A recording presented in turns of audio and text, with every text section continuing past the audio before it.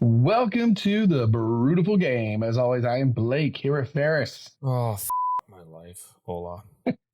and Ron. You couldn't even wait a minute? Less than 30 seconds. Did you not see what Oh, jeez. heartbreak, anguish? Oh, I've seen some heartbreak and anguish this week. Well, you've also seen hair pulled and handshakes happen, but United have absolutely. We'll get to, Ron. Please introduce yourself. I apologize. Oh, what's happening? I forgot what it was. I'm so fired up. God Almighty.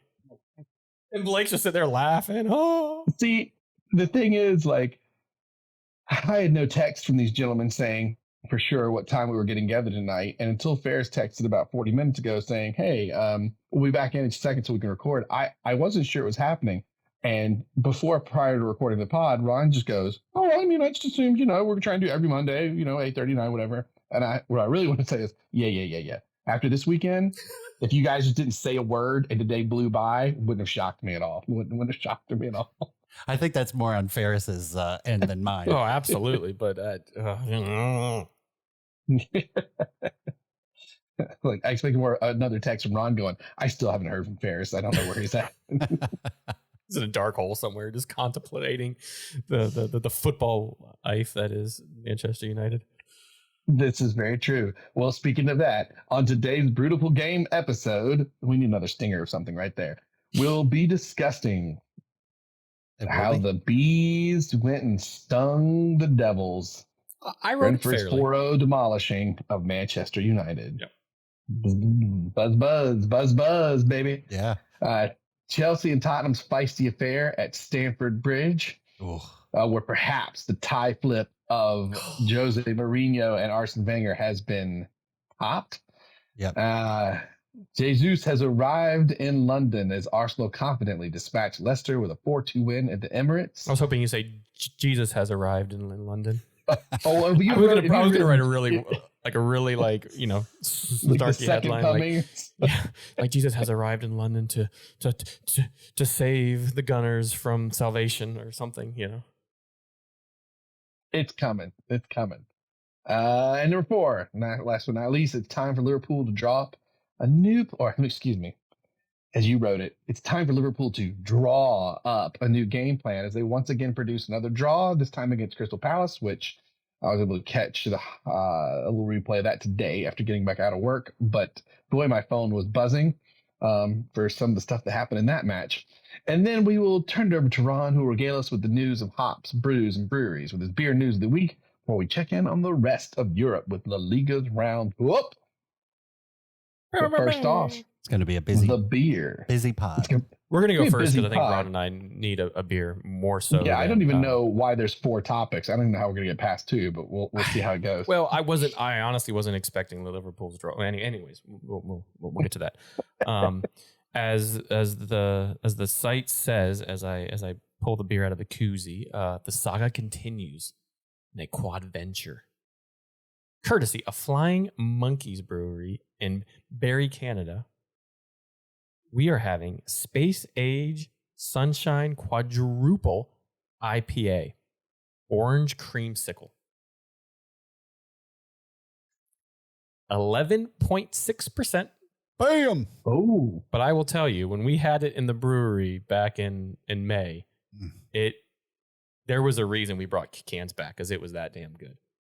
It's my second favorite beer from those guys. The first being Chocolate Manifesto, which we had on the pod a couple of Christmases ago. Then this one. And I tell you, I know we talked about it briefly, but that is one of the coolest breweries I've ever been to, and all of the hype and all of the every bit of just up talk and positive, this brewery's awesome, great beer, good vibe, just such a fun hangout. It's a Dean family favorite. It's a Ron favorite when he goes to Ontario. Absolutely just lived up to the hype. And Flying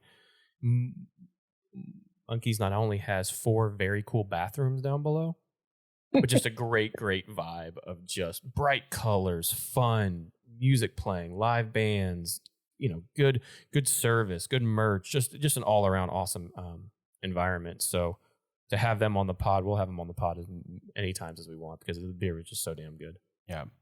It's awesome. But this I beer think in I particular, still have one in like or two from the wedding in my fridge, which I almost grabbed, but I got something different. I'll let you finish. fair enough. But this Space Age Sunshine Quadruple IPA, continuing with the galactic mission of Sparkle Puff, the fluffy armada of sunshine warriors channel the crystal star power of the ancient cat with a quadruple IPA, warming the edges of the void and flooding the galaxy with thermal bolts of belly-warming goodness. Bask in the ongoing adventures of the flying monkeys.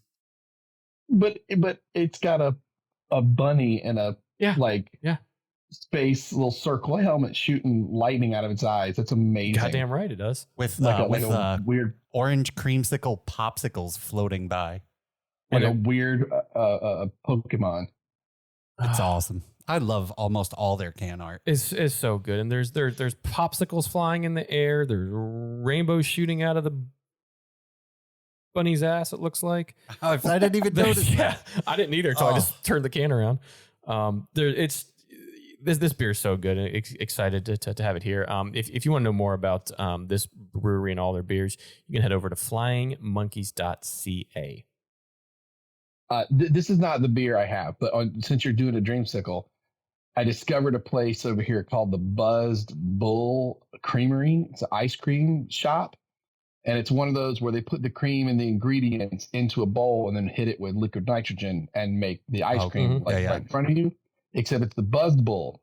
So if you get their put together orange sherbet, they'll also put in orange vodka or that's cool. My wife got a honey bourbon one that had bullet bourbon in it along with actual honey and vanilla. Dude. Oh, that sounds it's so like good. Cold Stone Creamery for adults. It's awesome. Oh. It's so good. It's very, very good. Now, I it's funny. I almost snagged the Flying Monkey because I think I still have one or two left from the Canadian Adventures, but instead I decided to theme a beer out to this episode. I got something from Monday Night Brewing. They're from Atlanta, Georgia. Around 2006, a few dudes got together that basically, I think it was a Bible study. They got together and went homebrew. And then they started brewing with all the people in the neighborhood and then just it made this brewery. This is their Dr. Robot. Now you guys know what color a blackberry is, right? It's not really black. You smush it. Yeah. It's more almost purplish. Mm-hmm. Right. So this is for tonight's theme for this episode, the Dr. Robot. It's their blackberry. And how do you get purple? Oh, yeah, you mix red and blue. Lemon sour. Because you both got sour grapes. You got to eat them sour grapes. Ooh, sour grapes. You got to eat them sour grapes. Cheers. I love on this audio medium. I've just got nothing but a big fat middle finger. Ferris in my camera right now. Dr. Robot. You suck. Blackberry and lemon sour. Ron's. You get those sour in there too, just to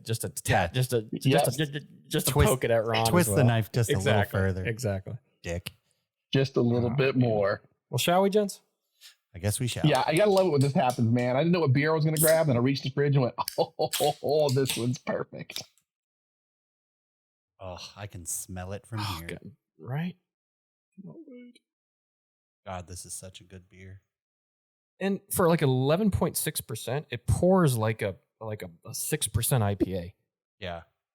I love that you dudes needed an 11%er for the evening. It makes me happy. It's a tough day. That is a bartender's pour right there. If I've ever seen one. Look at there. Holy hell. Dose. Well done, Ron. Ooh. This blackberry lemon sour smells amazing. Ferris, you would like this. I'm sure I would. It does sound quite good. I like those darker fruit sours, if that makes sense. Yeah, there's no such thing as a good sour. Blake knows what I'm talking about. Cheers, gentlemen. Oh, yeah. Cheers, you jerks. Didn't even cheers me. Jeez. Oh, my apologies. It's been a weird week. Oh, this is so good. Bliss. So, God, It's this is tasty. malty up front, hits you like an IPA. The hops kind of dissolve off, and out comes the orange kind of lactosey taste. And then it kind of finishes a little orangey and goes right away. It's much more clean than you expect it to be. Yep. And not as boozy as you expect for 11.6%. That's very good. It's almost like you went to you'd have to. Say what? I said you'd have to level that out a bit. Oh, yeah. But it's like you just went to the neighborhood ice cream truck and said, let me get an adult version of an orange creamsicle. Oh, it's perfect. And that's it. Just perfect. Awesome. Blake, how's yours? This bad boy's good. It's blackberry with a slap of lemon, but like the natural fruit flavor. You know what I mean? So you don't have the like sweet syrup. You know what I mean? It's like it's not too sweet, just enough. Yeah. So is it like, delicious and refreshing little lemon? You know when you get that like syrup, if you kind of went, it's not like that, right? Yeah, like what wouldn't that be the cherry wheat from Boston? Who makes Boston? Sam Adams, that tastes like cough syrup. Yeah, where you're like, it does not have the syrup at all. Yeah. It's like it's the real fruit, so it's you smell the aroma and you have some of the flavor, but it's not overpowering. But a nice bit of lemon on the back, just sour enough to remind me of that demolishing by Brentford against Man United, 4-0. I didn't write that. You did. You're right. On Saturday, Manchester United were handed a new low when it's low.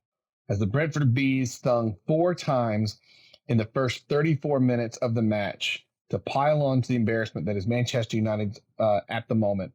This was 1 year to the day following Brentford in their opening match of the Premier League beating Arsenal last year. Very true. When stats go back to the 1930s, it's a day for Twitter to explode on. Wasn't one of the stats like it's the first time the manager of Man United lost the first 2 games since like 1921 or something like that? Yeah, it's something obscene. Yeah. Last time lost to Brentford, 1930s. Last time losing the first two games in the league, 1930s. It's just first 2 games in the league was 37. Lost to Brentford was 38. Like that's pre-World War II. That's a long time ago. Here's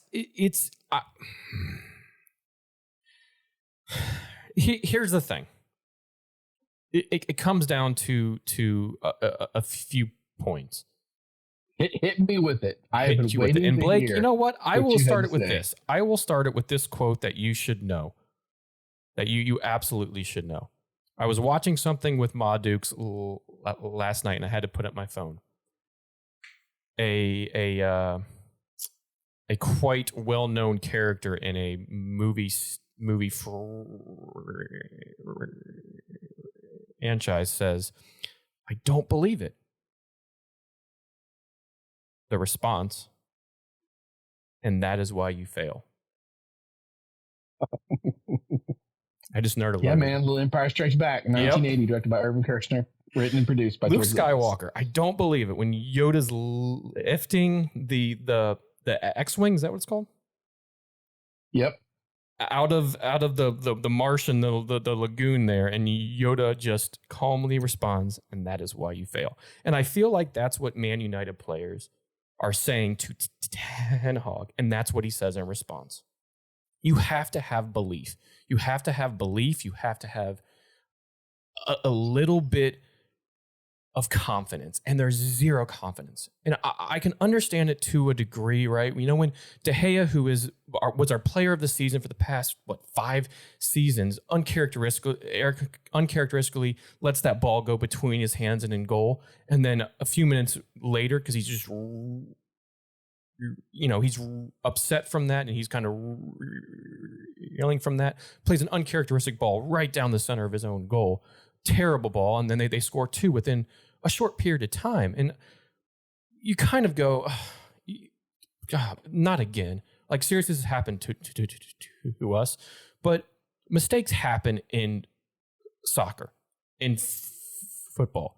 And a lot of especially the big teams, especially the old United teams, the Liverpool teams as of now, the Manchester City teams as of now, Chelsea's, Tottenham's,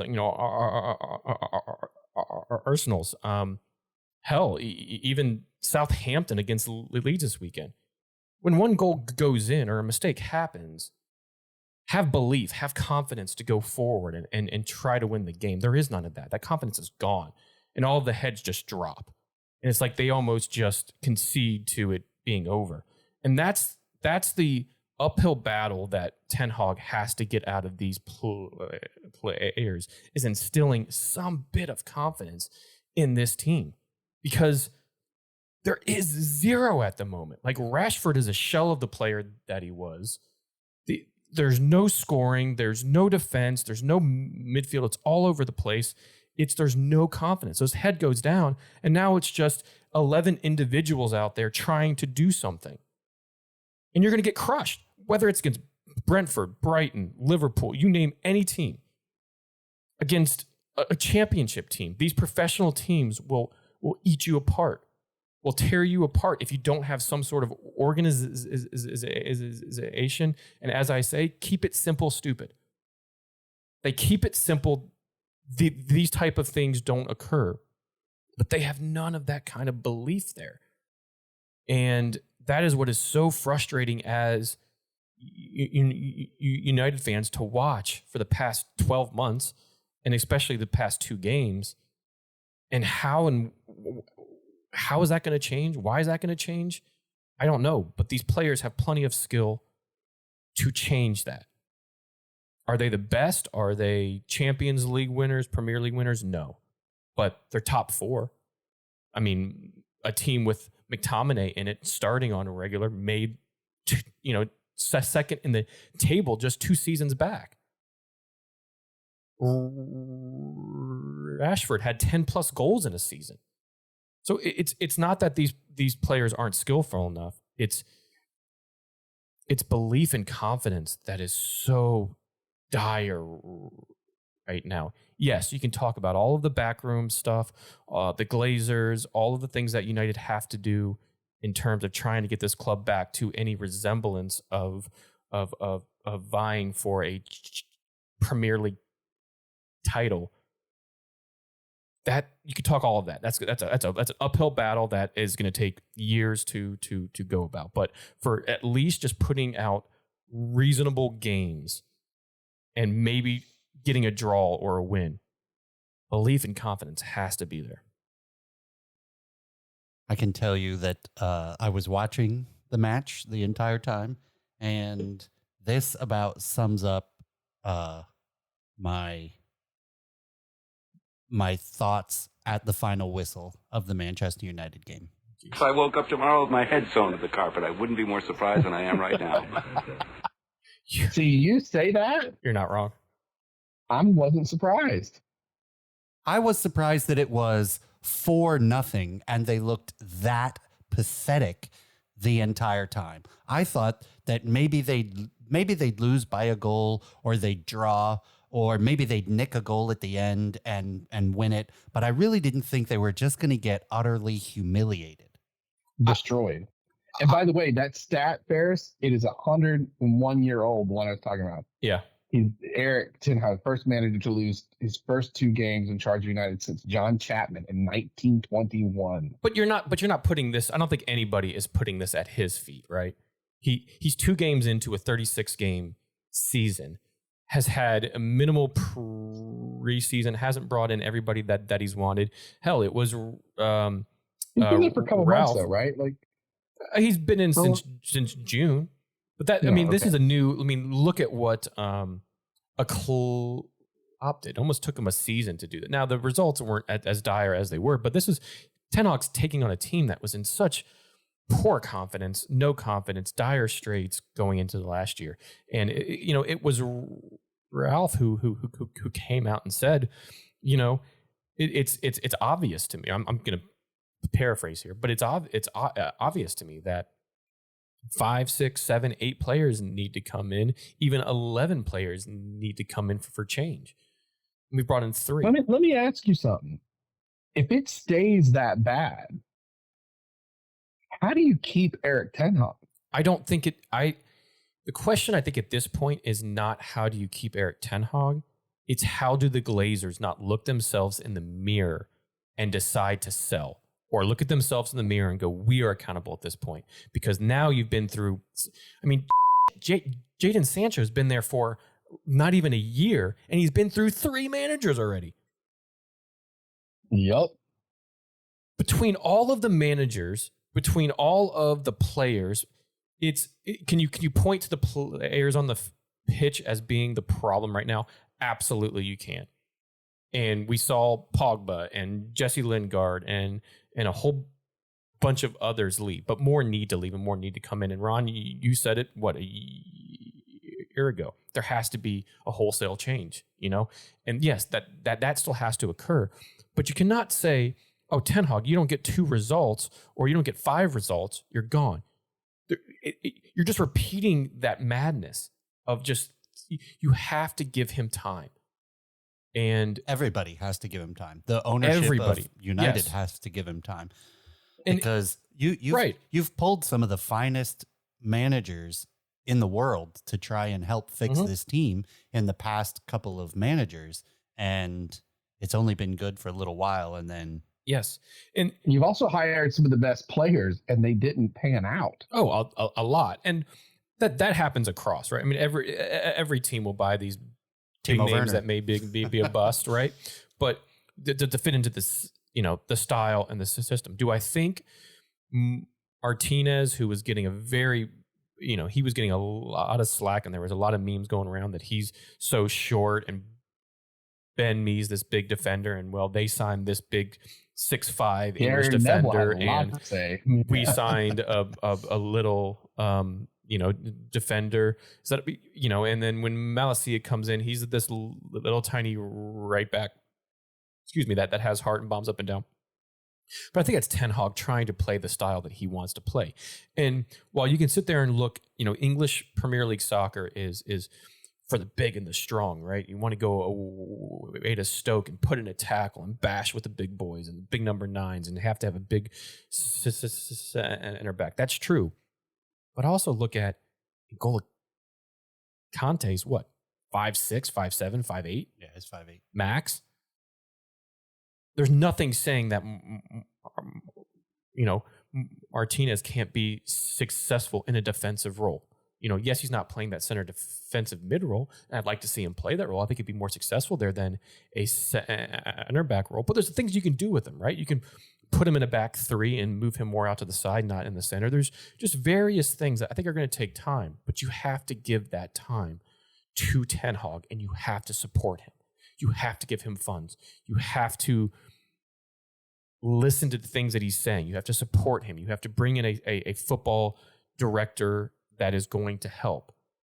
But you can't sit here and go, oh my God, and panic all of a sudden because there's these 2 horrific losses in back-to-back weeks. There's 36 games left. That is a crap ton of time to even salvage the season. We're bottom of the table now. Do I think we'll be there come game 38? No, I don't. Do I think we'll make the top 4? At this point, it's hard to say yes, but it's possible. You can. But you have to have belief. You have to believe in him. And for the Glazers and those that are fronting the bills on these things, you have to support them. You have to bring in more bodies to compete for roles, to add depth. And your next match is Liverpool. Yeah. That's going to hurt. So just to flash back a year, third match for Arsenal was City, and you said you got to can Arteta. Do you think we'll be freaking out for Ten Hag if the third bad loss happens? No, I think it's different situations, though. Arteta was there longer than Eric Ten Hag is at Man United. So maybe if this is next year and United are in a 3-game losing streak with a -9 goal differential, maybe that'll be different. True. Yeah. No, and that's. I just wonder if another club's able to snake him. Who? If he's like, this sucks. If this situation is so bad. I tell you what. That's what I say. When I say keeping him, I don't mean like he gets fired. I mean a year from now, Barcelona, whoever, someone's like, do you want some money? Well, Barcelona's a bad one for money, although apparently not. They have it all over the place.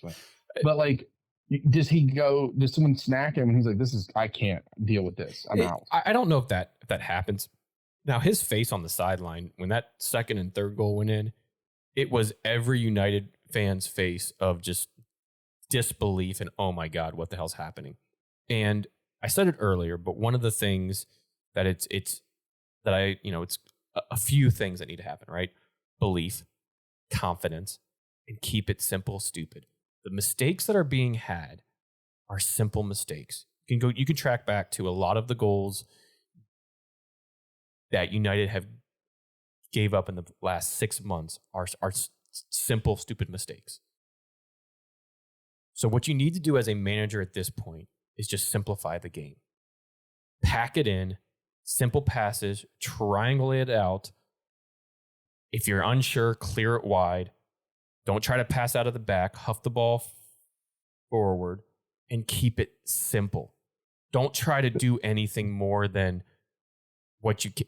That's how you're going to kind of at least right the ship a bit and get him in that point. And then you can start to expand, because right now you have to basically tear down that mentality that all of the players have on how Solskjaer played, on how Ralph played, on how Carrick played, on how whoever else they were under at the time. You have to tear that down. Big reset button. Right. You don't have to tear down their confidence at all, because their confidence is already low as shit. So don't worry. Ronaldo behind the scenes will do that. He doesn't have to. Maybe. I'll tell you what. A lot of people are giving Ronaldo shit, but the amount of times he got fouled on Saturday and didn't roll around like Amar and do 700 rolls, he laid down more than probably all of us would like, but they took some shots at him and he got up and he kept playing, and he played the entire game, wanted to play the entire game, tried to cheer him up. Brentford was like, oh my God, it's Ronaldo. You know what I'm saying? Like, they're doing everything they can to try and hold on to this game. Because if anything would have happened, you still would have played terrible, and you would have drawn 4-4 with Ronaldo. That was never going to happen. That was absolutely never going to happen. No, but Ronaldo is the only guy that would have done it, is what I'm saying. Oh, like, yeah. The only person that does any positive traction for the team. Yeah, he was also the only person like trying to edge the team on, right? Yeah. And everyone else just gave up. Right. Even after the first goal went in.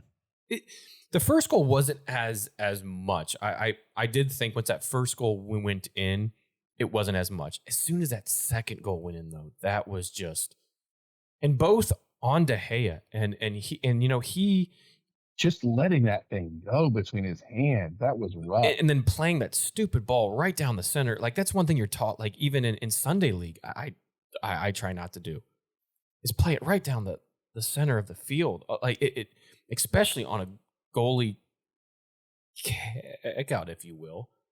But to De Gea's credit, he came out after it and said, I cost my team 3 points today. He owned up to it. You expect nothing less from him, but you can blame him on 2 goals, and maybe you can say we lost 3 points because of him. But no, it's the entire team and the confidence, and their heads went down. And how does Ten Hag bring that back? Like I said, make things simple, simplify it for them. Try to get out of a game with a 0-0 result, a 1-1 result. Just pack it in, play tight, play simple, triangles, play it down the wing, do what you can, but don't try to overcomplicate it by trying to apply all these different tactics. Break everything down to 0, and then start from there. And if this match didn't do that on Saturday, I don't know what will. Because that is... there's nowhere else to go but up at this point. I don't know. That's not true. Every time that's technically not true. Every time they could go down to the championship. Every time I feel like Man United has hit rock bottom, it does get worse. Yeah. No, This is the new bottom. You need to get the other Knick-Knack Lampoon's Christmas Vacation quote. We're the threshold of hell. That's what you need.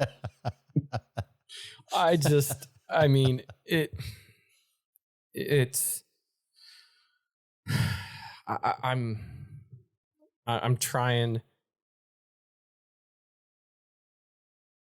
Trying to trust the fans, process. devoted fans, long time supporters.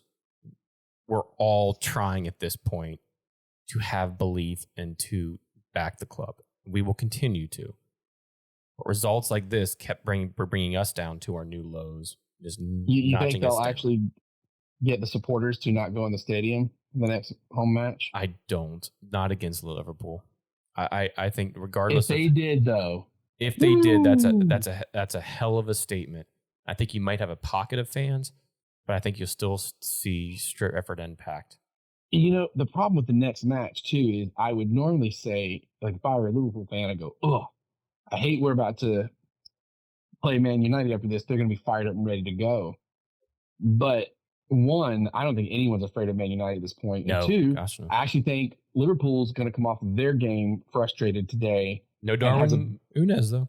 No Darwin Núñez, but I think you have a bigger chance of them being on fire and being frustrated than Man United, which is crazy. But I think that's probably the truth. Lord, I'm just glad to Man see you, United. Ferris. I'm just glad to see you. I was scared. It was radio silence. I was like, I kept coming out looking at the score, going, oh my God, I can't. They just scored again. Oh my God, they just scored again. I was like, oh no. And at first I was like, F Man United. Ho, F Man United. Third one. Oh no, is Ferris okay? Fourth one. Has anyone got eyes on Ferris? Has anyone got eyes on Ferris? It's as I told a few different folks, take your shots now. Believe me, social media. No. Brentford robbed us of that. Once it hit 4-0, we're like, I can't even rub this one in Ferris. This went over the hump of too rough. The only bad thing, yes, Man United is not doing well. But the headline is Manchester United sucks, not Brentford were opportunistic and lethal like they should be and took advantage of all the mistakes. Right? Well, they took advantage of the first 2 goals, and then it's such a confidence game. Once those mistakes happen, like the goal of the first goal, the guy went over to the corner and was like, I don't know, like I just put it on net and it went in, so it scored. Great. The second goal was just handed to him on a platter. That builds confidence for the other team, and with a team like Brentford, who already has belief and already has high on confidence, now it's our game, because now they have to try to attack. They try to do something. And that third goal was a beautiful counterattack, beautiful ball over the top, and a beautiful finish. Yeah. It was either the third or the fourth goal. I don't remember which one it was. It was the fourth, I think, actually. Which is still taking the advantage and the opportunities they were given. Absolutely. So my point is, Brentford was awesome. I don't think there's any manager in the Premier League who is only going, whoa, Man United biffed it. I think everyone's going, that Brentford match is going to be harder than we thought. We should prepare for that. They're going to come swinging. Look at what they just did to Man United. But I don't think that's a new known. Like I think that they know that they're always going to get it tough. No, because I mean, like remember there was the Sheffield had that great season and then just kind of but and it's looking like Brentford won't follow that suit. I think since they've gotten in the league and in the 2 games this year, a draw and a win. Yeah, they're. What was the stat? Like Man United's bench starting 11's 450 some million, and theirs was like 50 for the entire team. Yeah, or something obnoxious. And absolutely they deserved every bit of that 4-0 win. But like most games. Not just Man United games or not just Brentford games, most games you can point to 1 or 2 things in a match that turns the tides. And we'll get into that here in our next one, where a few moments that happened, whether it's calls that were missed or calls that were made or mistakes that were made, these teams are professional. They will capitalize on that. And you can look back at almost any match and go, that was the moment at which the tide changed. or whatever in a match. The last thing I'll say about it, and just to give everybody something to kind of think about, I think it came from Gary Neville on Sky Sports, who had a very interesting post-game pitch side review on their post-match stuff. And actually somebody, the company that I work for, he's going to be a guest speaker at our town hall here in a few weeks, which I think is kind of cool. Yep. Oh, nice. From over there. But anyways, he said he was going back and forth with Jamie Redknapp and said, you know, you look at where Liverpool were, where they didn't win the Premier League for 30 some years or for 20 some years. What changed with them that they won? Their ownership. Right. Yeah. You look at Man City. What changed with them? Yep. Owners. Even Newcastle to that extent. You know, obviously they haven't won anything. Not shown so far, but yeah. So No, but Abramovich came in and brought him out of the cellar. True, but even look at those changes. That's enough of a Glazers need to be out as anything, because they are now holding the club back. I guess the question is, will they see it that way? Oh, yeah. They can't see in the mirror over their money, so I don't know if they're going to see it that way. True. It's a fair point. All right, we need to. I'm sorry. That's actually, this was shorter. It's only 36 minutes. I thought this was going to go like easy 45. It's because Ron and I are being very, like I said, that was such a drubbing. I was like, I can't even have a lot of fun on this episode with this because, like, we don't want to. So look, here's the thing. Yeah, you can't pile it on. I am absolutely loving the fact that a Manchester team is in 20th right now. Oh yeah. But as a friend to you, I don't want to dance and stomp all over the ruins of your team because I respect you. Thank you. I will root so hard for you to come in 10th. Absolutely. Hey, mid-table mediocrity. All us, baby. Man United mid-table mediocrity. The 3 M's. Let's go. Hey, I think that'll be a successful season for you. Anything will be a successful season. I just want to see a little bit of heart and a little bit of. You just be competitive. Exactly. Yeah. Lose to Brentford, but lose swinging. Right. I agree. Speaking of swinging, Chelsea and Tottenham's feisty affair at the Bridge Sunday treated us to a proper London derby as tactical play, missed calls, memorable fouls, and a proper post-match handshake ensued. Thomas Tuchel didn't think it was proper. And it was a 2-2 draw at Stamford Bridge. Goals from a few Chelsea defenders and a new boy, Khalidou Koulibaly. Thank you, Koulibaly. I always do that wrong. And right wing back, Reece James were both matched by Holberg's a wonderful outside of the box strike before Sir Harry of Kane's header in the 96th minute. Total. Well, this was the exact opposite of the previous game we just mentioned, where these clubs were going at it. It was. I'll tell you what. So Ron and I were in the pool.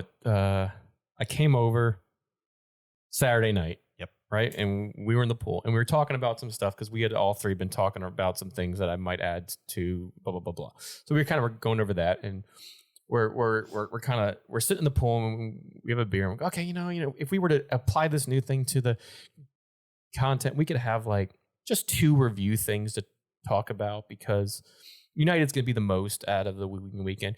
Chelsea, Tottenham will probably just be, either Tottenham win or Chelsea win. It won't be anything big. And Liverpool should win. So we can probably only cut it down to 2 like headlines.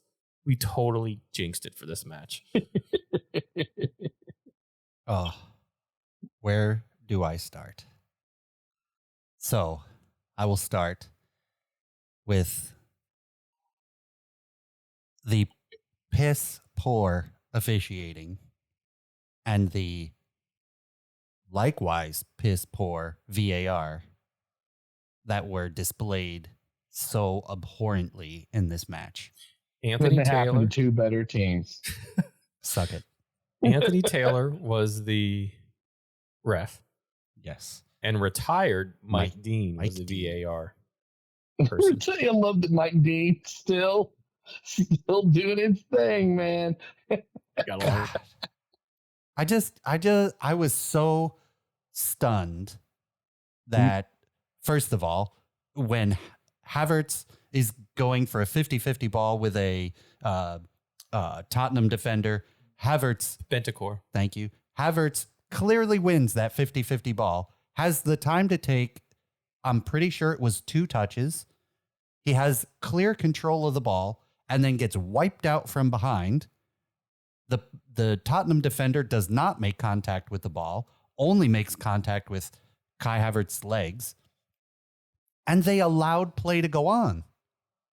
Now you can say the absolute line that, oh, well, you know, the goal was scored too far down the line for them to call it back.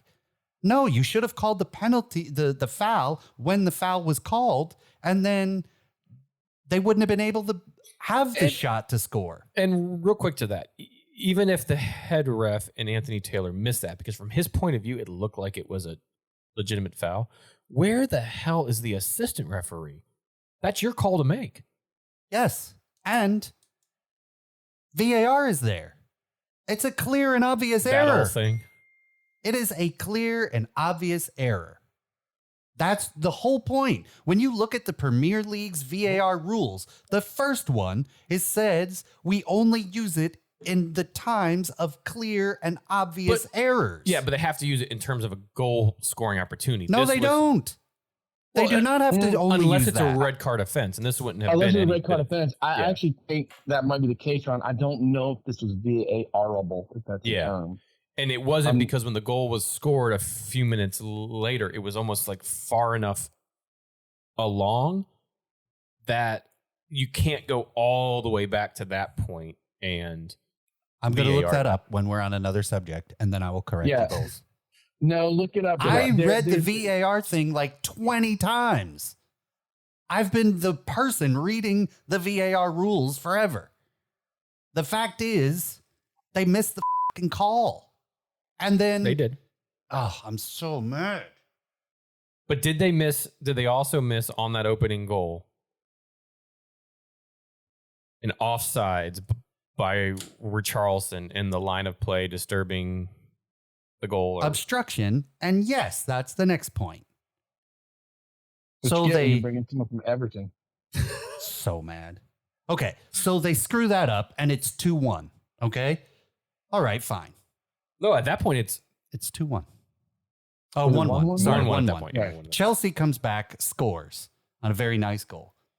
Then in the 90+6 minute, or maybe 90+5, Tottenham have a corner. They put a nice ball into the box. A header is brought by Mendy, puts it over the bar. However, they stop the restart and they go to VAR for a possible violent conduct review because Christian. Christian. Yeah, you're right. Christian Romero. Right, Christian Romero yanks Cucurella's hair so hard it snaps him backwards and drags him to the ground. It's Maybelline. Hey baby. Mike Dean says, you know how you fix that? You shave your head. Don't worry about it then. Look like Mike Dean. Mike Dean don't care. Hey baby. Mike Dean don't care about OV. hair. Gotta make it nice and slick and silky. They stop play, or they stop the restart, and they clear it. It is clearly violent conduct. What's interesting It's here? obvious violent conduct. Well, what's interesting here is there's a lot of things coming out in the day after or the post match, and there's nothing in the laws of the game that say pulling hair is against the law of the game. Well, neither is taking off your boot and smashing your spikes into somebody's forehead, but it's violent conduct. Right. There's nothing, I can't take the flag out of the corner and javelin into somebody's thigh. It doesn't say that in the laws of the game, but I'm pretty sure you're going to get a card if you do it. Oh my God. Muppets. So then they Run for the bleep sheet. You might as well just go to the 36-minute mark and just listen straight through. This is great. What you dropped the F-bomb. Yeah, I'll do. It's impossible. Okay. You've already done so many, and I'm like, he didn't write that down. I have been. I think I've been keeping track. We're gonna have to listen. So then, because Mendy put the ball over the back of the net, they get a second corner, even though it should have been a red card offense for violent conduct, a sending off, and it's Chelsea's ball in the box for a free kick. But no, they put it back out on the corner, and Sir Harry Douchebag puts it in the back of the net, and they run around like, oh, we're the second coming. It was total horse. Harry Kane, that goal helped me to win $15 in my I don't fantasy care. lineup. This year, I just refused in my 2 different fantasy leagues to get anybody from Spurs. That's what I've This done go for around. every season we've been doing it. No Liverpool players ever in my. Yep. I said no Spurs. Good for you. I thought about some Man United. No, why would you? I'm so mad. That was such crap. Ron, I will tell you as somebody who doesn't really, not the biggest fan of Chelsea. I want to see Tottenham do something, but I don't know how you missed those calls. That was a foul. That was a impeding obstruction with the goal and from an offside position over Charleston. And that's violent conduct. Just pull somebody back. And it's not like, and we were talking about this beforehand while we were having some tacos. It's not like he pulled the hair and then he kind of just sat there and whined or pulled in Amar and rolled. You see his head get snapped back and then he tries to still defend. Yeah. So his head doesn't snap back though? because it's a ghost. But this is why I actually don't like people trashing players for flopping. Because if he had fallen down, there's a good chance that call goes the right way. He did fall down. He didn't have a This is how the choice. players get trained. No, but he got back up. I'm saying because he didn't sit down and whinge and didn't like. Oh, so mad. The players have been trained that is the safer thing to do. Here's the next point. How often do you look somebody in the eyes when you shake their hand? Always? Almost always. But do you think when you first meet somebody, yes, but they didn't first meet. So do you look at the person? So he wasn't even like he was just trying to handshake and move on. He just wasn't even engaging him. Who grabbed on first? Who was like, you, I'm not letting go?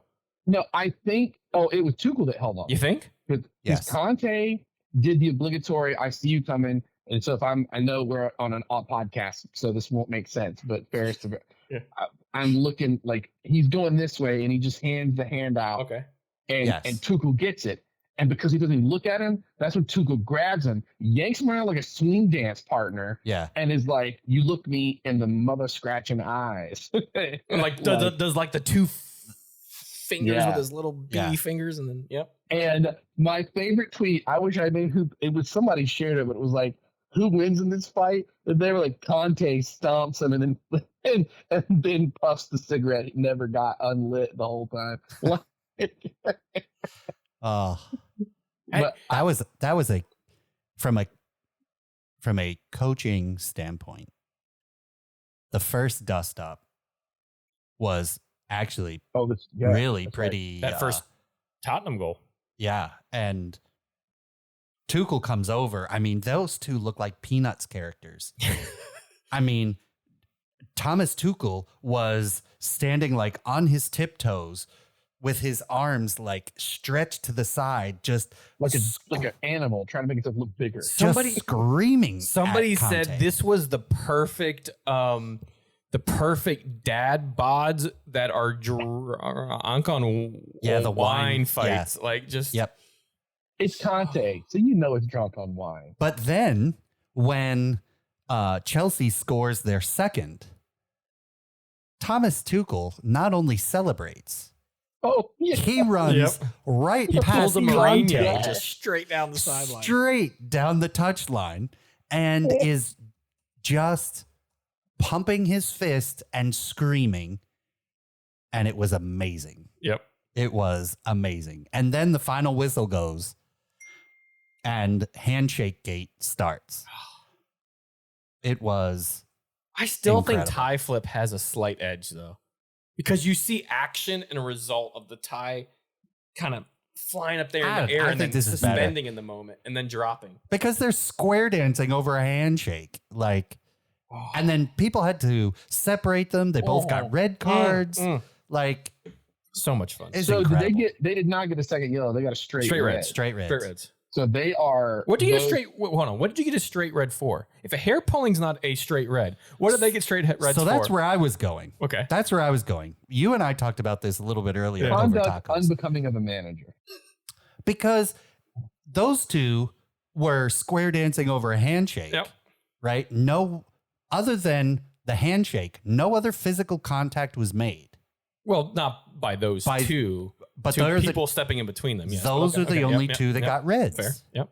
So, how does Cucurella being snatched to the ground by his hair not a red card? I don't. You just proved that these two who were square dancing over their handshake, playing patty cake, got turn your reds. Italian do-si-do and let's go around and ho. Oh my Hey, god! it could be for what was said after. You never know, too. Do we get the official like? No, they both got it on the field. Maybe because it's spelled out onto the field. But I mean, when people got to separate them, like it might not have been the handshake. It might have been, other things that were said in that moment. I don't think we can wait until February is the next time that they play. February, baby. And here's the thing. Oh. I hate to say this. I'd have my money on Conte's Spurs carving up Chelsea. Oh, you would you? On that February. Chelsea was carving up Spurs pretty good in this game up until. I know that's why I think that. I think Conte will mark that on his calendar, and tactically, whether Spurs are winning the league at that point or they're fourth, what doesn't matter. That match, I just feel like Conte is going to chess match that all the way down. How many boxes of cigarettes will he go through before? He's gonna just chain smoke those. Yep. I sent you guys a cartoon. Did you guys see the cartoon I sent you by BR Football on Instagram? I saw it. Oh my god, that was so funny. Oh, I'm so mad. That was just this crap. Sour beer is so good. Now that Ron got that out, go ahead, Blake. Shove it. Sour grapes. I gotta eat them sour grapes. I gotta add the sour grape song to my my soundboard once I get my stuff set back up. But you know what? On. Oh, sorry. Real quick. That game, to me, made it very clear that the Premier League is back. Yes. Yep. I feel like it wasn't back until then. Yep. And now it's back. Dude. In August. I think that 1-2 punch of the Man United match and this derby felt like it is back. The storylines are rolling. Harry Kane even scored in August, but in a controversial way. It's And the last thing before we move on with these matches, my buddy who is a lawyer in Tampa sent me. He was texting me all throughout the game, and I was actually driving home to Tampa area while he was texting. But one of the things he sent me a text of was stats about Anthony Taylor. This is how you know this is like a lawyer, like pulling stuff. He goes, as of 2021, Taylor had refereed 35 matches for Manchester United. They have won 25. Liverpool, 26 wins out of 45. Chelsea, lowest on the list of any club. We have 18 out of 38 wins, which is 47%. Chelsea has lost second most with 12 of the 38. He also hammers Man City, which is second lowest after Chelsea. This is out of this is all from from all these stats are from the traditional top six. Taylor has awarded Liverpool 11 pens. That's one every 4 games. he's only awarded Chelsea 5 out of that 38 games, or however much it was. Chelsea has received 17 more yellows under Taylor than anyone else. That's 87 yellows. This was all before this game.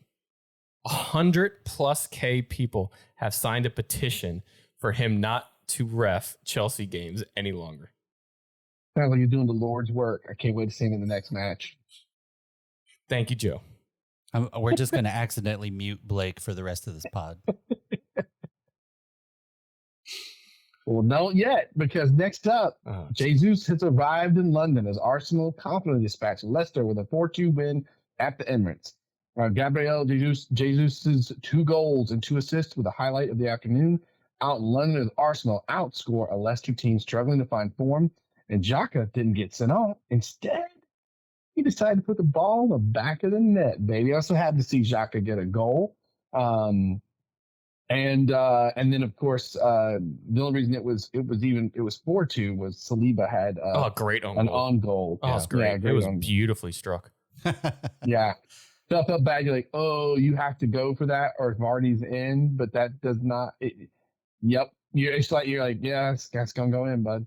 That's there was somebody. I was listening to something, and they said that there was a difference of that going in, and that went in, and what made it 2-1, I think, right? Yes. The time, and Arsenal fans in the past would have heads would have been down, owns would have been made, the hands up in the air, but instead they kind of clapped to kind of cheer him on, like, come on, it's okay. Mikel Arteta said he had never.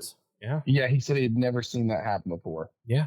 That normally the player would have just been harangued. And yeah, you're right. I mean, that's just the space of where those fans are, like, comparatively. They're just like, let's go. Yeah.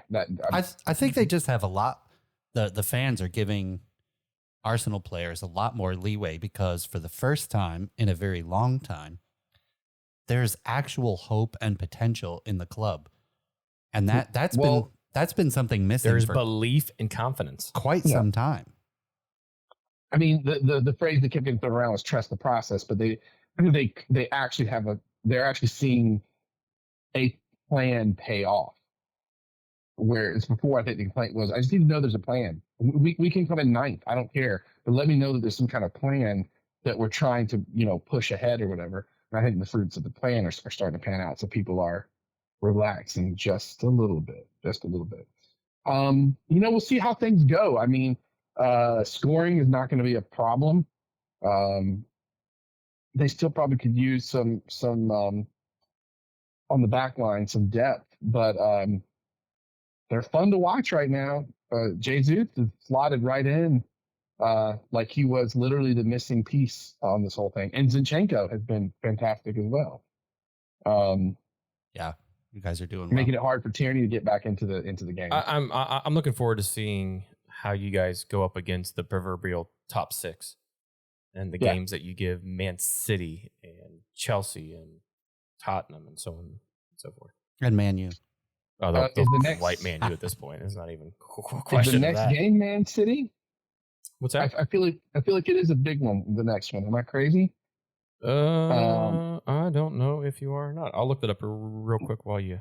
No, it's Bournemouth next. Sorry, okay. It's Bournemouth. And then it's Man City, right? Or then it's our something like that.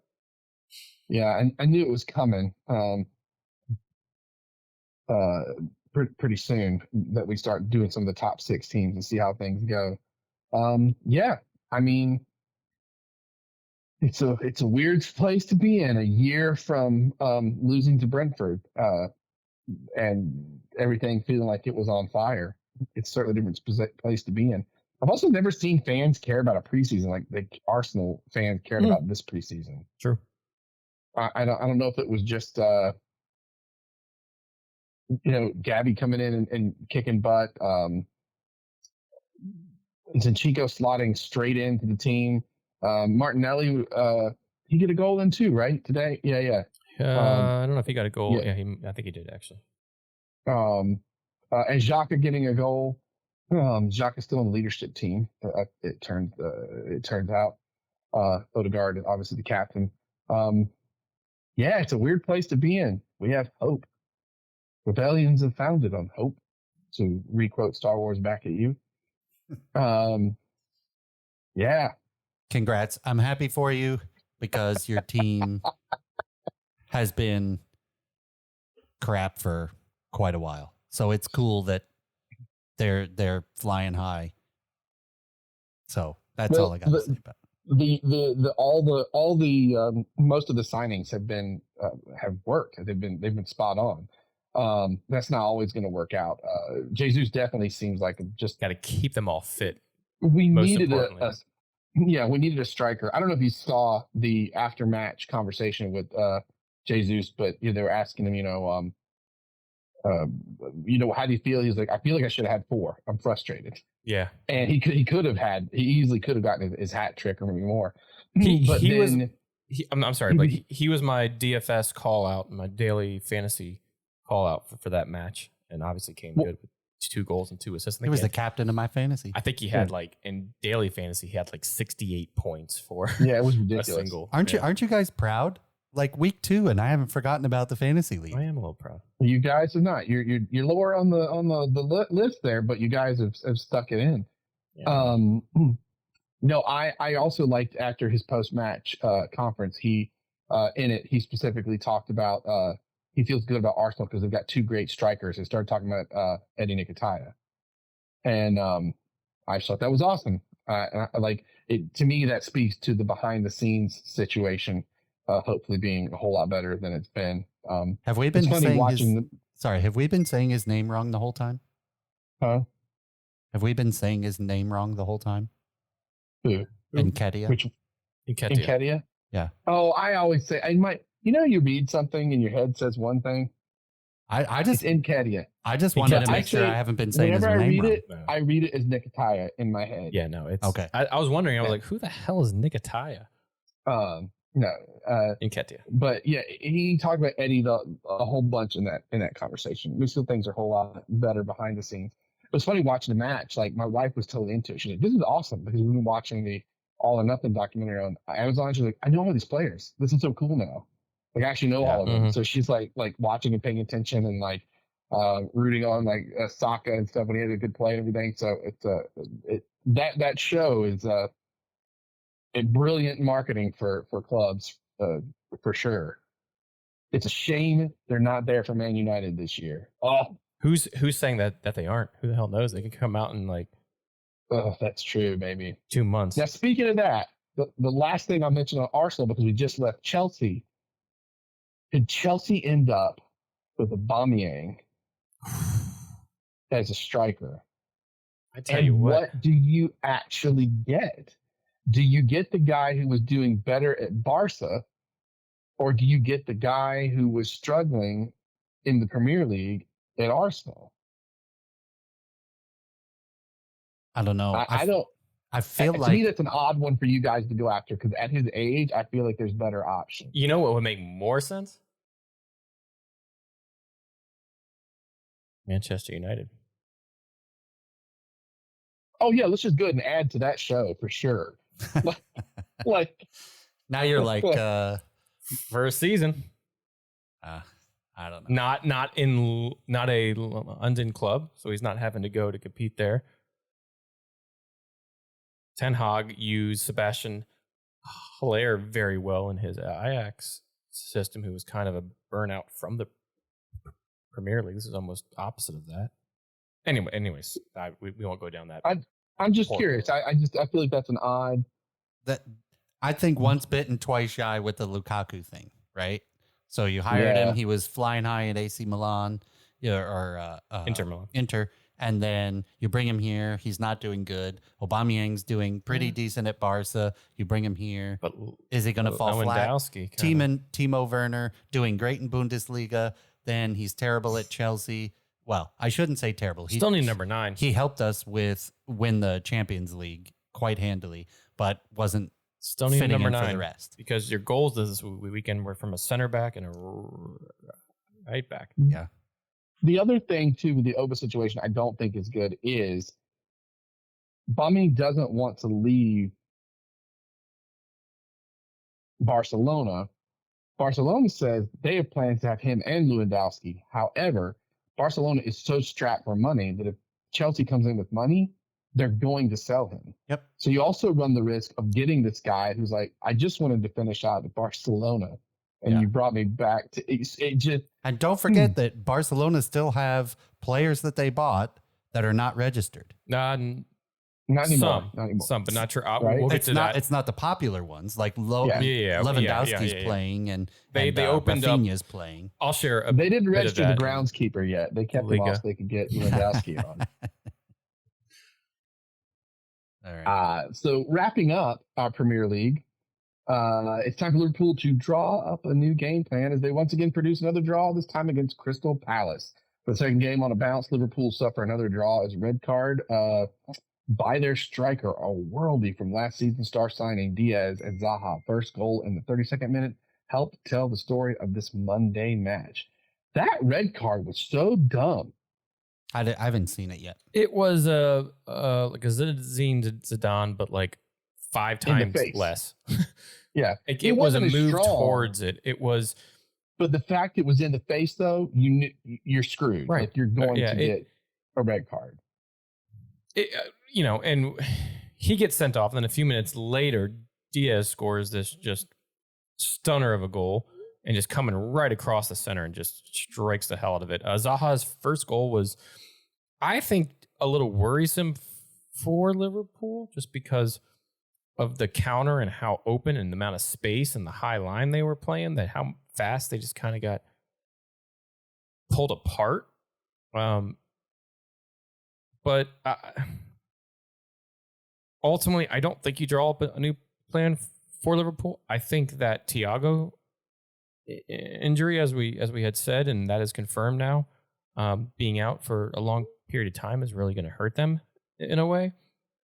But I don't think you completely draw up a new plan for them. I think it's just a little bit of a getting our legs in it, getting getting into the pace of the Premier League for them, and they're going to be able to score. They showed that again here, and they they were behind and got a draw out of it.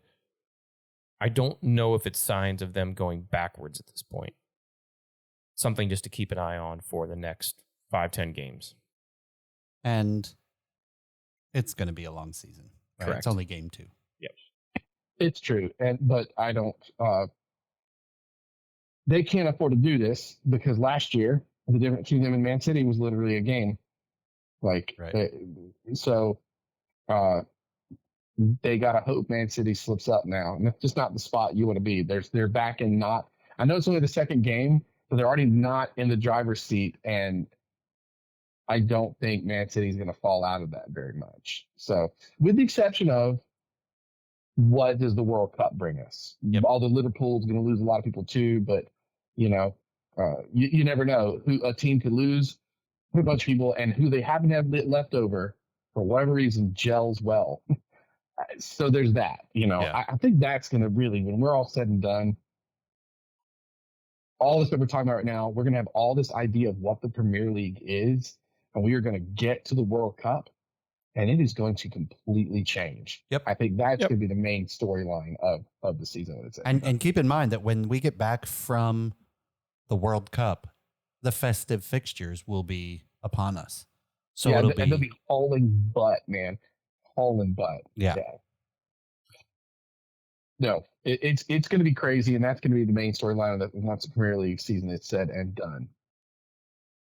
May our teams reap the reward. Other results around the weekend consist of Lucas Digne's own goal is not enough. What a rough one.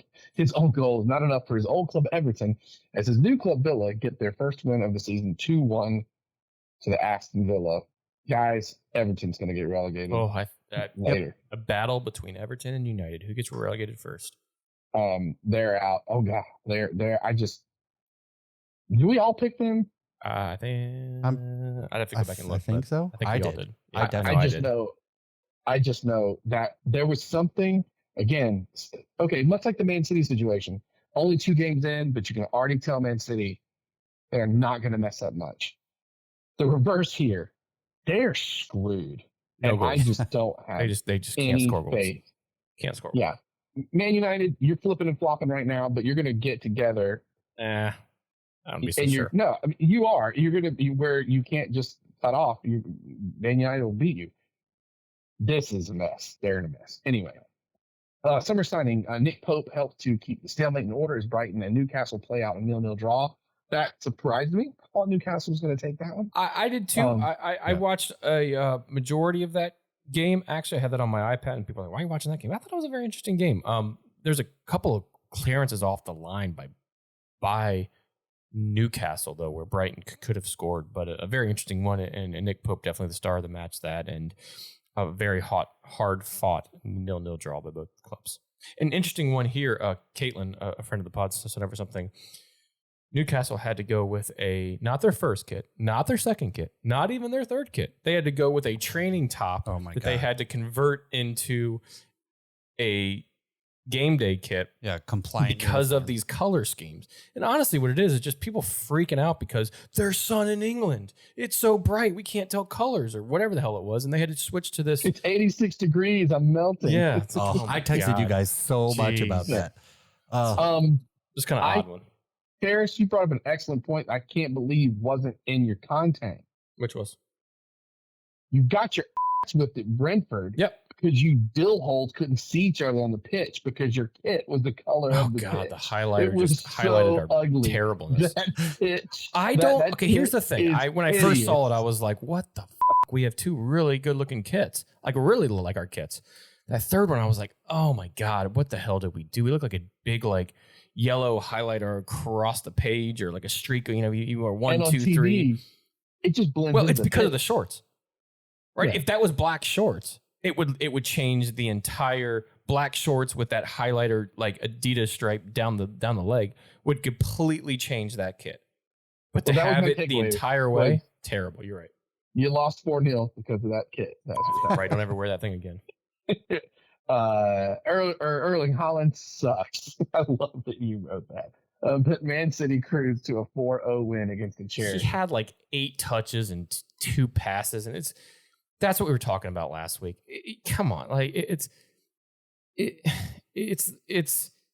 not going to be on and off. He's not going to be on every single week. It's going to take a little bit of time. He had a great first week. First game at home, a dud. They played right around him and through him. And they all went after him. He was a target, and they still won 4-0. Right, because De Bruyne's good.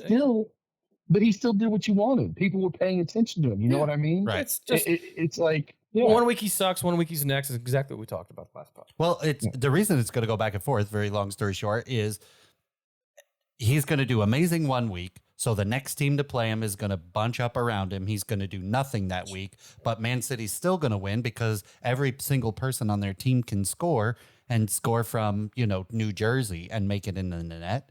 Then he's going to do amazing the next and not the next. And it's just going to be a repeating pattern. Yep. Speaking of teams I'm worried 2 games in for, that would also be the Cherries. Yeah. I still think they've got enough to be competitive this go round. Rodrigo double take isn't enough for Leeds and Jesse Marsh to hold off the Saints and Southampton come back to make it all even at 2 apiece. Ended up being a pretty fun match. That was a good fun match. I watched the whole thing. Leeds Southampton wouldn't have picked that for my match of the week, but it was a really good one, man. Yeah, that was a blast to watch. Leeds looking interesting going forward. I'm curious to see how they play out this year. Should have had the win and gave up that win, but they're going to play hard all season, so I think that will keep them in the league.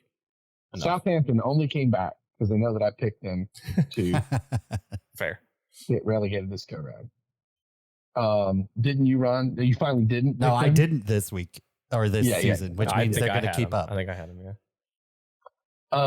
We had Wolves and Fulham, big old fat 0-0. Nottingham Forest get their first win of the season as they hold off the Hammers, courtesy of a goal in 2 minutes of extra time in the first half. Their goal by Taiwo Awoniyi. Yeah, which was an accidental cleanup from Jesse Lingard strike. Bumble into the back of the net by Jay Leans. Bumble's bounce. I think Nottingham Forest are in a heap of trouble. But first match at their stadium, which I can't remember off the top of my head, but great crowd, and they got all 3 points. So you can't take anything away from that. But they were amped up for that first match back, for like the 20 some plus years, being in the top flight to kind of round off a very good Premier League weekend. What a heck of a second week of Premier League. Can't wait to see what next week throws us. This was a bonkers one. Ron, are we over to you? Do you have any beer news? I do. I have one story, and I have 2, but we're really short on time, so I'll save that for the next one. Okay. Sorry. You texted me? I just see that now. Skip beer news. There we go.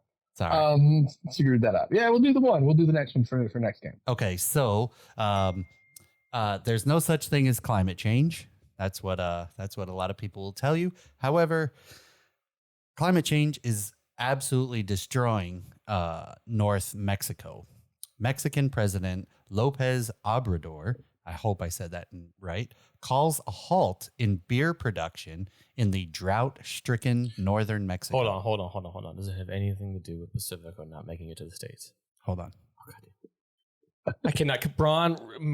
Brentford just beat United 4-0. I cannot take another heartache. Do not do this to me. Do not. Oh, jeez. So the idea is that he wants to stop beer production only in the northern areas of Mexico, which have been choked by the drought. Water rationing for basically every northern town has been going on for more than a month. All the southern breweries in the water-rich areas can continue to produce beer. That would be your beer. Yes. Is okay to continue to produce. Pacifico is safe. Let's go. But there are 12 brewing facilities in the north of Mexico which produce collectively 3.09 gigaliters of beer annually. Okay. That's, for if you're keeping track at home, that's an ass load of beer. Is that like Christopher Lloyd ass load of beer, or is that that's like 1,200 Olympic-sized swimming pools a year of beer? 3.09 gigaliters. Ooh, start bailing all the. Ooh, a lot of beer. So I saw oh man, if you had said Pacifico, I honestly would have been really worried. Yeah, Ferris I know, right? Not been good. So the breweries that are affected are AB InBev and the Heineken Group, which is also owns Grupo Modelo. So Heineken for the U.S. will be affected. Modelo Especial and all the Modelos. Dos Equis will be affected. And the party favorite, Corona, will be affected. This is Pacifico's chance to take over. Capitalize, right? Baby. We have fresh water. Let's go.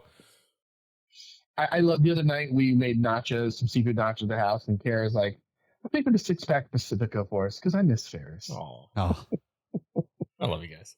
So now the breweries are shifting focus to deliver water. Over 500,000 cans of water have been distributed to locals so far from the breweries.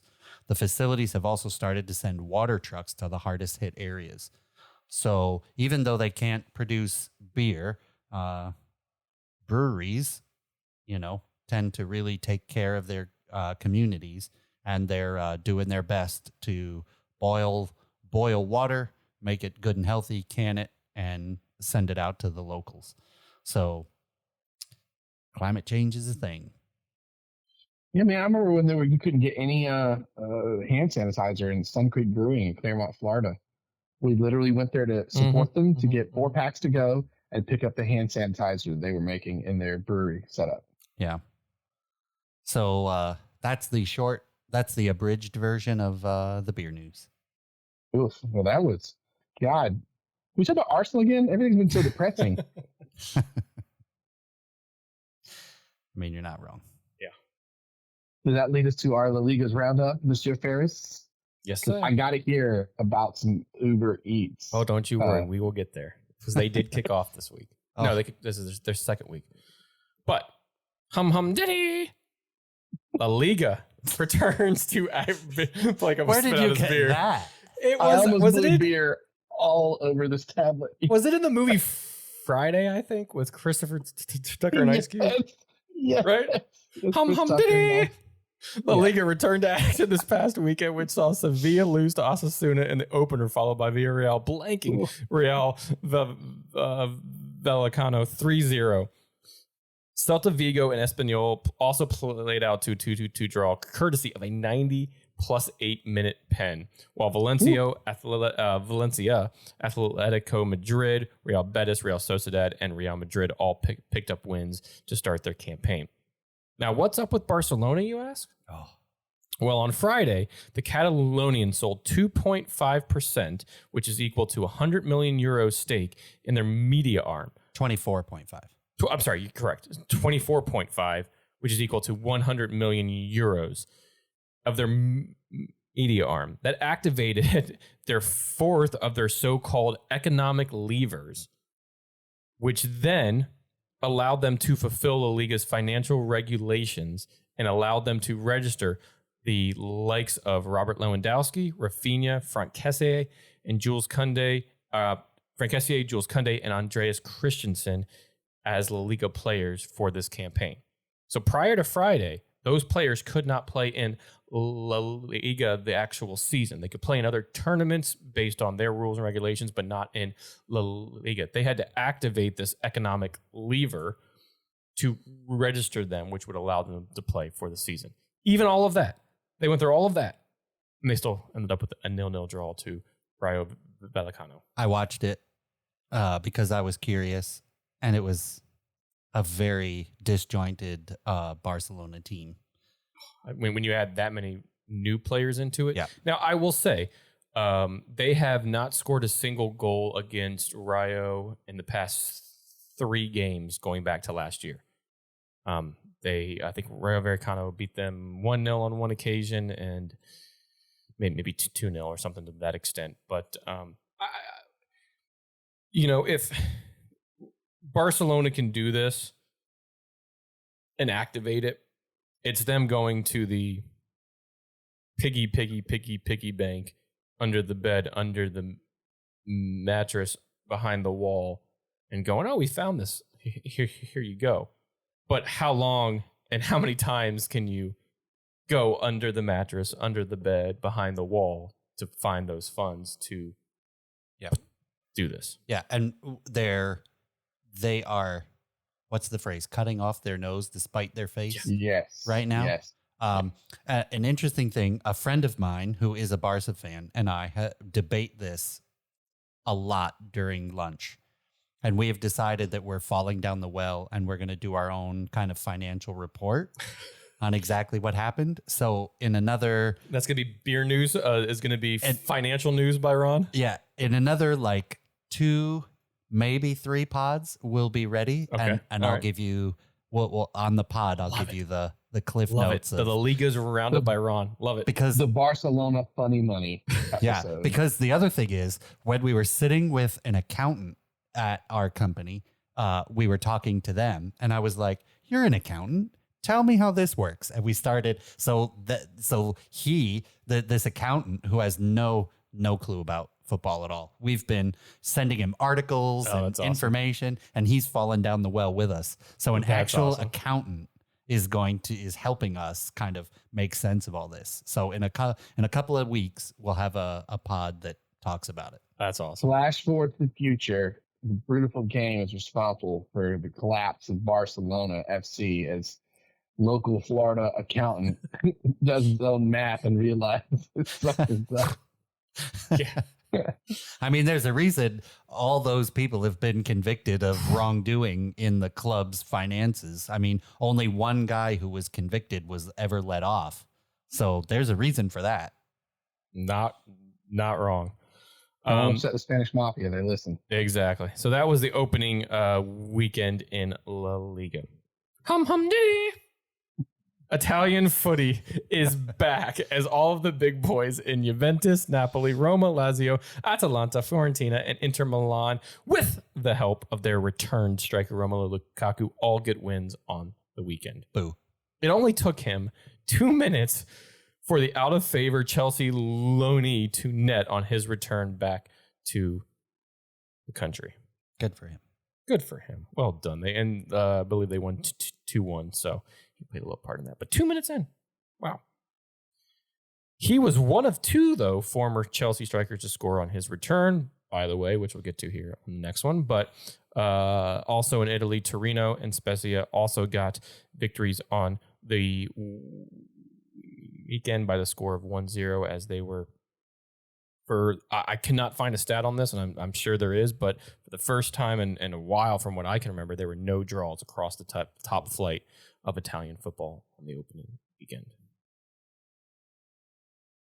Hum diddy. Borussia Dortmund started off the Bundesliga weekend on Friday with a comfort behind 3-1 win over Freiburg. Very good game, especially I'm a Dortmund fan and enjoyed seeing that in the second half. It was 3 unanswered goals in that second half, for which Dortmund it was enough for them to earn all 3 points for them, but it was definitely a tale of two halves where they did not look up for it, did not look there in the first half. And the second half just started to pile on the goals a little bit. And once that first went in, it was like the dam just kind of broke and boom. Other results from the weekend. So Augsburg beat Bayern Leverkusen 2-1. Hoffenheim beat Bochum 3-2. Bayern Munich also took down Wolfsburg 2-0.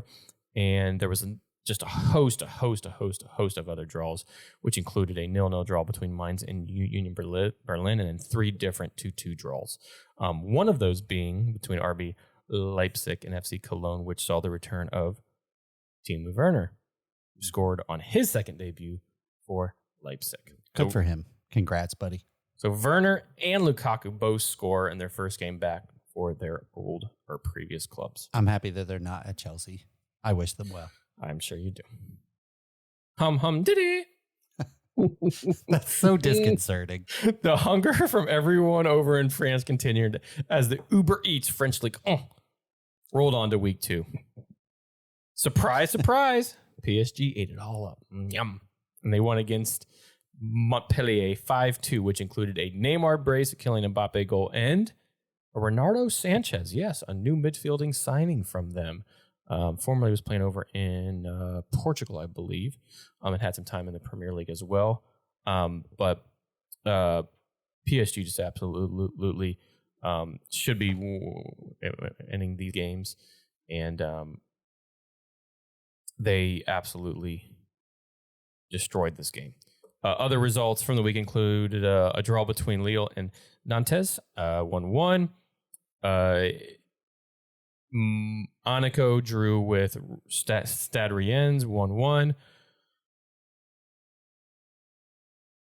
And you just had a host of other draws that included a Marseille 1-1 win against Brest. But guess who's playing for Marseille nowadays? Who's that? Alexis Sanchez. Oh, that's made right. His debut. Did not get on the score sheet at all, but made his debut. Were his beautiful dogs there? I don't entirely know the answer to that. You also had a game postponed there between Olympic Lyon and Lorient. So I can't remember why that got postponed, but I remember that being out there in the news. But it's just going to be played at a later date, and that completes not only the La Liga's roundup, but week 2 and the Uber Eats French League of the La Liga roundup. That sound you make. Hum diddy. Hum diddy. Uber Eats French League. That part. Good grief. Before we completely leave soccer and round everything up, I just want to say there was one other thing that I wanted to mention from the Man United vortex, if I may. Please tell me you saw that Ten Hag ended the day, canceled the day off players should have. Good. and made them run the 18 kilometers Good. that Brentford ran over Good. Man United in that match. Love it. Is that real? Yes. You look it up, dude. Oh, Look that's it up. That was all right the reports the now. next day. Good.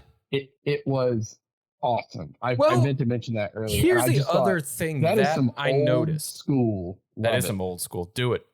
Keep it simple, stupid. Go back to it, right? Said that before. But also what I saw is there was I didn't see any tweets from Cristiano Ronaldo, none from Harry Maguire, none from De Gea, none from any of those players that last year came out and was like, oh, I'm so sorry for the fans. We'll play better next game, blah, blah, blah. There was none of that.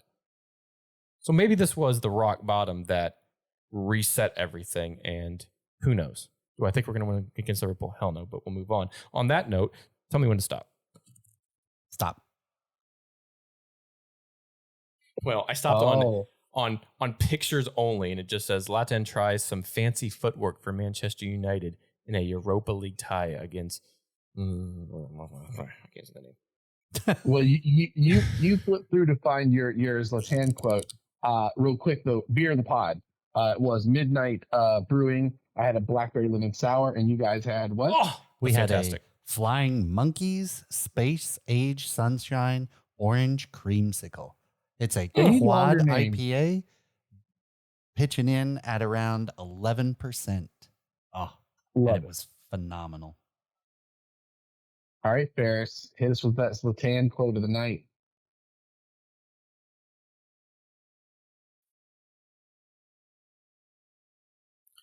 Question: where do you come up with your moves? Zlatan's answer: they just come. I promise. It is nothing that I plan. Any other ones? Do you Do want one more? One more. Okay. Yeah, That one more. That was a little tame. That one was tame. I just stopped. Okay, I just stopped. Let's see here. You gotta tell me when to stop again, though. Go. Stop.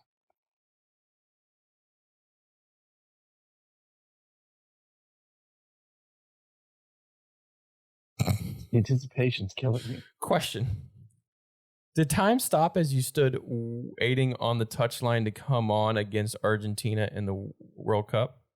His answer: you could have punched me in the face. I wouldn't have noticed.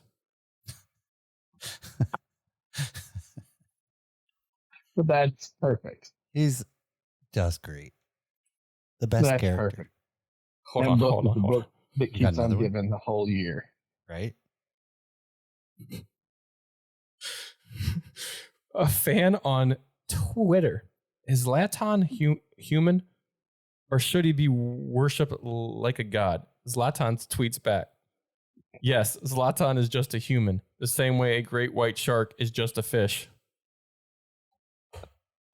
Amazing. Good night, ladies and gentlemen.